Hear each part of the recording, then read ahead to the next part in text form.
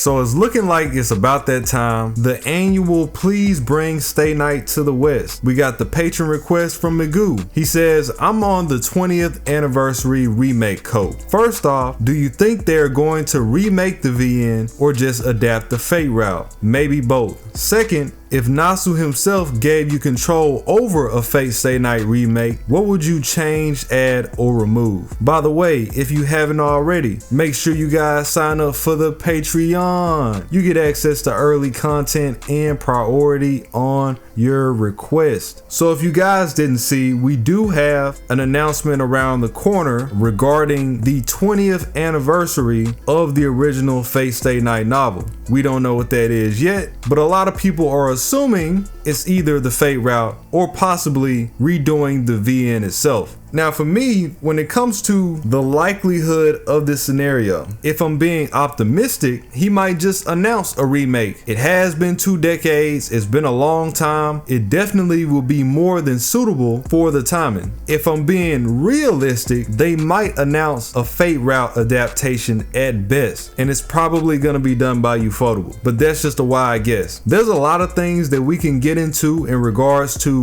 what can be implemented if they do decide to come back around and get back into it. A lot of people complain about the exposition overall, so that definitely could be one of them. As far as music goes, personally, I never felt like Fate had a problem with music. Even to this day with Grand Order, it either feels like it keeps getting better, or at the very least, it reaches a baseline level of quality that you come to expect. But all of it is good. I love the music when it comes to Type Moon. Definitely want more CGs, more graphics. That's a part of what they did in Rialta Nua, although it wasn't that many, not nearly as much as it would be if they decided to flat out do a real remake. So I'll be looking real forward to that. There are a lot of routes that have been tossed up into the air. Ayako, Medea, Ilya, some of which, as you all know, ended up being shifted into Hollow Ataraxia and more than likely Prisma, but I still have nothing against that. If he wants to put some of that in, even if that means that he wants to stretch out some of the routes he has, I'm all for it. One thing for certain that I really want to see is all of the off-screen scenes that we weren't able to be a part of. And I know that's a part of the allure too. You're not supposed to see everything, but I mean, I do want him to squeeze in as much as he can fit. I want to see Emiya versus Hurt, the whole thing. Gil versus Ku for 12 hours. Come on, man. You can't do people like that. This has to be shown. Sasaki fending off all 5 of the other servants, which we kind of got a glimpse of, but even that can get more exploration because it's like we never really got to see the full scope of that. What was Zoken doing in the Fate and the UB-Dub routes? I know that it's an understood thing that we're just supposed to ignore it and he wasn't a part of the story, but I know he wasn't just sitting in the house twiddling his fingers. He had to be doing something, so what was it? At least something to address that. And speaking of Zoken, it would be nice to see the progression of his character all the way up into that state. You know, we kind of don't really get to see that. We see him as an adult, we seen him as a child, sort of, and then it just leaps all the way into him being this 500-year-old carcass with nothing in between really but excerpts from all over the place.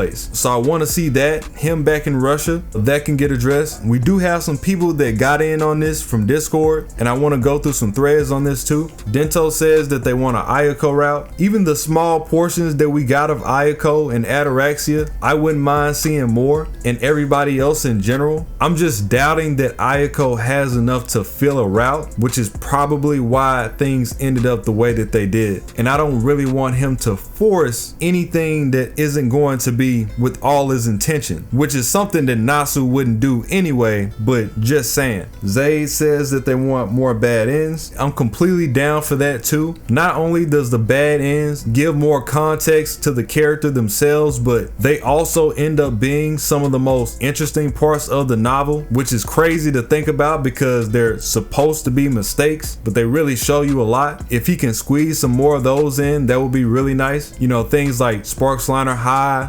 superhero, femme fatale, all these different endings only made more of a contribution to the story. And you know, if we get more bad ends, that means that we get more Tiger Dojo, which is always a good thing. Sharkman says that they want more references to Best Girl Enforcer. No doubt on that one. It would be really nice for people to have more access to Bazette, because I feel like her character really gets glossed over. I know that she's not supposed to be the center focus, because that's what Ataraxia is for anyway, but it still would be nice to get some depth on what actually happened between her and Kirei. Maybe some real conversations like they were having in Ataraxia, instead of just leaving us to fill in the gaps, if that's possible. It wouldn't take up too much time, and it doesn't really take away from anything, because there's still a lot of her character to be explored anyway, so you can't give up that much to begin with. Now for the threads, we got one that says Rialta Nua already exists. What we need is an official English port on Steam and current consoles. And I thought this was a real weird statement, because again, it's almost like you don't want that, you know, because the main thing with Nasu is that it appears that he has no intention, at least as of late, on releasing his older works without some type of renewal.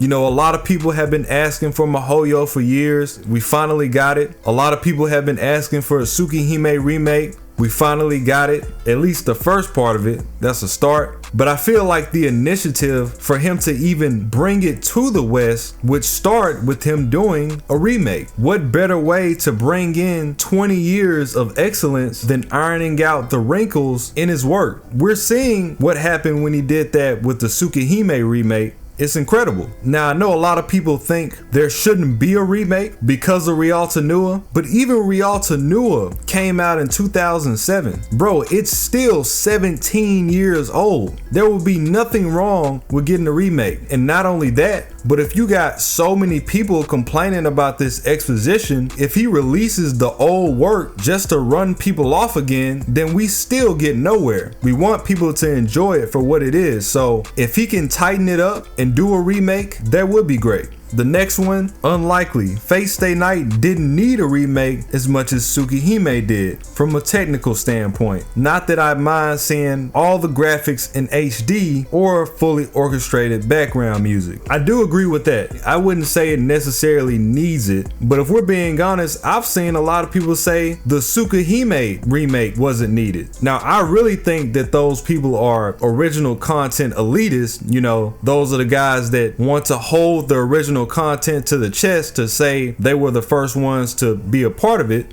But I see that a lot. I thought that Tsukihime needed a remake. In regards to Fate, it wouldn't hurt. It's been a long time. There's a lot of things that have changed. He probably has some new tricks up his sleeve. A lot of things have been retconned since then. I'm willing to bet that he has a lot to say. Not only that, but you know, things like more info on Archer's background can get explored in UB-Dub. I would love if they could capitalize on the idea of Saber being a ruler in the past and give it more priority. Give more priority to her being King Arthur in general, and give more background to that to make her route feel more whole. Give it more so of that Garden of Avalon vibe that it should have had to begin with. Heaven's Field, same thing. I wouldn't mind if he took some time to explore the rest of the Mato family, because we know very little about them prior to us getting into the war. I would love to see how Takeuchi would handle his art designs,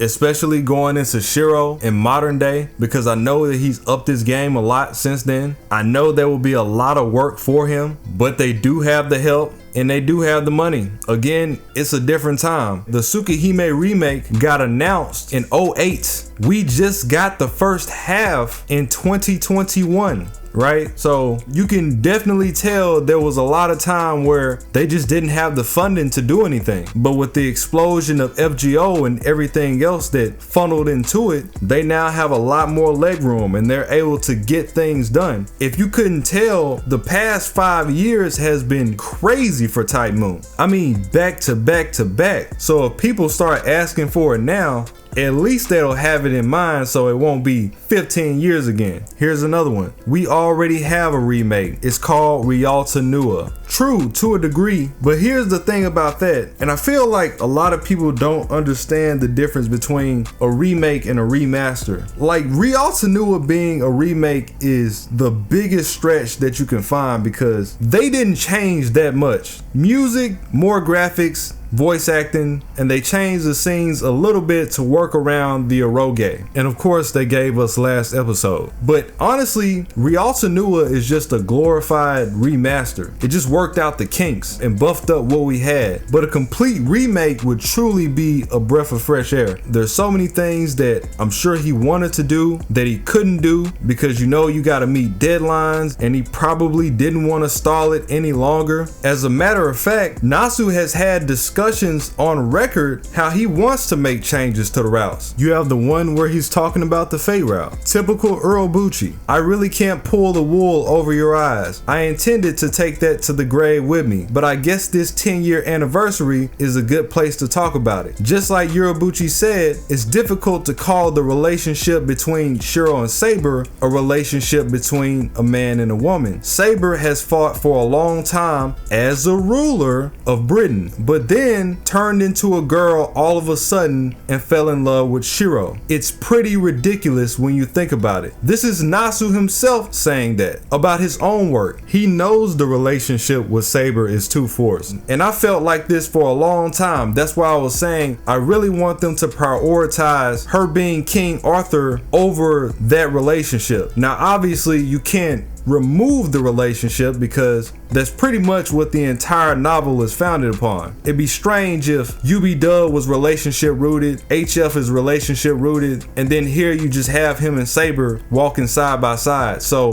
they don't have to go as far as chopping it in half, but you could take it back a bit. The whole "oh, I don't want you to go out here because you're a girl" was pretty perpetuated from what I remember on an unnecessary level. But I really wanted to push it towards that sort of boy meets girl story. So as a last resort, I had Shiro continually say things to her like, "But you're a girl and girls aren't supposed to fight," in order to remind the users that she really is a girl. It's like the Arthur's actually the one trying to convince Saber that she's a girl. I feel like I could have written it a lot better now, but that was the best I could do at the time. Now remember what I just said in the other video. It was pretty much this verbatim, the best he could do at the time. Even he feels like he could carve out something better, as he should. And I believe he can, considering how he's writing now. I feel like he could do better by accident. There's definitely a lot of things to consider, and we'll get more into that on a video about the Fate route in general. I think that'll answer a lot of the things that I see the most. Here's another one. Does Fate Stay Night need it? Probably. It definitely wouldn't hurt. It's the biggest Type Moon hit, and it's now the only one without modern graphics. Exactly. Also, some aspects of the story would benefit from Nasu's more mature writing. Do I want it? Yes, absolutely. Will we get it? Very unlikely. I've lost almost all hope to see it or a Fate anime remake.